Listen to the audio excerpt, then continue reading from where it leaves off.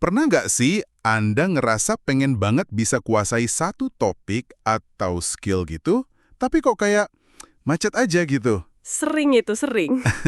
Nah, ada kutipan menarik nih dari Yogi Bhajan. Dia bilang, kalau mau belajar, baca.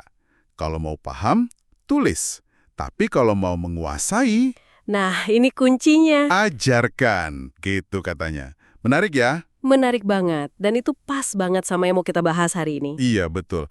Hari ini kita mau kupas tuntas satu prinsip dari buku The Diary of a CEO. Spesifiknya, hukum kedua. Yang bunyinya? Untuk menguasainya, Anda harus menciptakan kewajiban untuk mengajarkannya.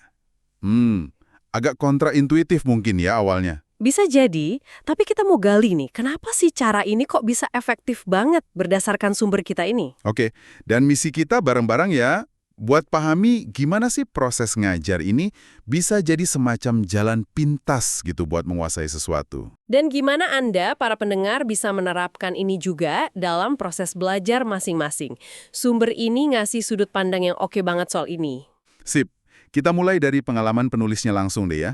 Di buku itu dia cerita, dulu itu dia gugup banget kalau ngomong di depan umum. Pernah sampai nge-freeze gitu di panggung pas remaja. Wah, kebayang sih paniknya. Iya kan? Tapi coba lihat sekarang. Dia bisa tampil, katanya sih, 50 minggu dalam setahun di berbagai acara. Gila nggak tuh transformasinya? Itu, perubahan yang drastis banget, dari nge-freeze sampai jadi pembicara rutin. Nah, kuncinya itu ternyata, ya, di hukum tadi, dia sengaja menciptakan kewajiban buat ngajar. Kewajiban ya, bukan sekedar mau. Betul. Jadi mulai umur 21, dia bikin komitmen buat dirinya sendiri. Setiap hari, jam 7 malam, dia harus nulis satu tweet atau bikin video pendek. Isinya? Isinya satu ide yang dia pelajari hari itu. Terus diposting jam 8 malam. Tiap hari. Wow, tiap hari ya. Itu butuh disiplin tinggi. Banget. Dan rutinitas harian ini yang menurut dia maksa dia buat terus belajar, terus mengolah informasi. Nah, ini nih. Ini nyambung ke konsep psikologi yang penting banget namanya skin in the game. Skin in the game. Semacam ada yang dipertaruhkan gitu ya. Persis, ketika Anda bikin kewajiban, entah itu finansial atau kayak si penulis ini, sosial, komitmen publik gitu kan, Iya, iya. taruhannya jadi naik. Ada insentif psikologis yang lebih kuat buat beneran belajar dan ya melakukannya, nggak cuma wacana. Kasih contoh dong, biar lebih kebayang. Oke, di buku itu dikasih contoh gini. Misal Anda mau serius belajar soal saham perusahaan A. Coba deh beli beberapa lembar sahamnya. Oh, jadi ada kepentingan langsung ya? Betul. Atau penasaran sama Web 3.0, coba beli NFT misalnya, biar ngerasain langsung ekosistemnya. Masuk akal. Jadi ada konsekuensi nyata kalau kita nggak serius ya? Iya.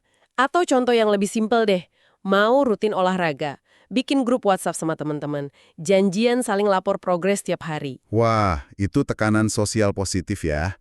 Jadi malu kalau nggak ngapa-ngapain. Nah, Kewajiban ngajar yang dibikin penulis tadi itu, ya bentuk skin in the game sosial yang kuat banget. Ada semacam audiens yang nungguin, jadi ada dorongan buat nggak ngecewain. dan ada satu lagi yang menarik dari kewajiban ngajar dia itu, Apa tuh? harusan buat menyederhanakan ide. Dulu kan tweet itu cuma 140 karakter ya. Oh iya, pendek banget itu. Nah, itu maksa dia buat nyari intisarinya, nggak bisa bertele-tele. Kemampuan jelasin hal rumit pakai bahasa simpel itu kan sering jadi bukti kalau kita beneran paham, ya nggak sih? Setuju banget. Kita sering tanpa sadar nyembunyiin ketidakpahaman di balik istilah teknis atau penjelasan yang muter-muter. Betul. Pas dipaksa sederhana, nah, ketahuan deh mana yang belum ngerti. Ini jadi ingat sama teknik Feynman. Teknik Feynman. Sering denger itu. Buat belajar efektif ya? Iya, betul. Itu metode belajar yang oke banget. Mau dijelasin dikit langkahnya? Boleh. Gimana tuh? Intinya ada 4 langkah simpel sih. Pertama, ya jelas pelajari dulu topiknya. Riset, baca, sampai ngerasa lumayan paham lah. Oke, tahap belajar. Kedua, nah ini intinya. Coba jelaskan ide itu pakai bahasa kamu sendiri.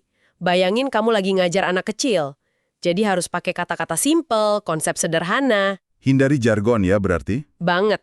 Ketiga, bagikan penjelasanmu itu. Bisa ditulis, bisa diobrolin ke temen, atau presentasi kecil. Tujuannya biar dapat feedback. Dapat masukan dari orang lain? Iya. Keempat, tinjau feedbacknya. Orang lain ngerti nggak? Kalau mereka bingung atau salah paham, nah itu tandanya ada bagian yang kamu sendiri belum kuasai betul. Balik lagi ke langkah 1 berarti ya, untuk bagian yang belum jelas itu. Tepat. Ulangi lagi prosesnya sampai penjelasannya benar-benar jernih dan mudah dipahami.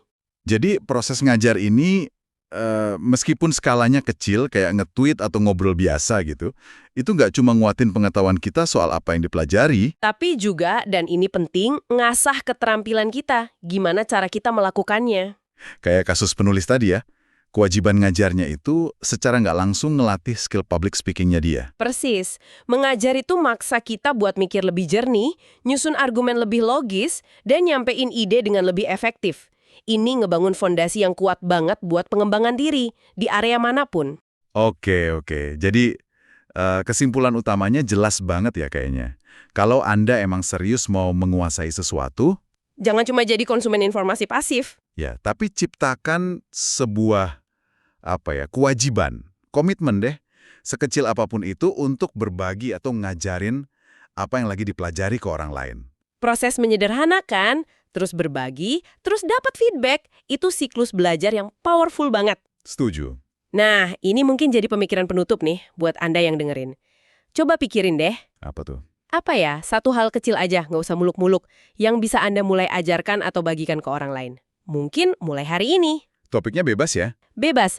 Bisa resep masakan baru, tips main game, konsep kerjaan, apa aja. Tujuannya buat memperdalam pemahaman Anda sendiri. Coba deh dipikirin gimana kewajiban berbagi yang simple ini bisa ngubah cara Anda belajar dan menguasai hal-hal baru ke depannya.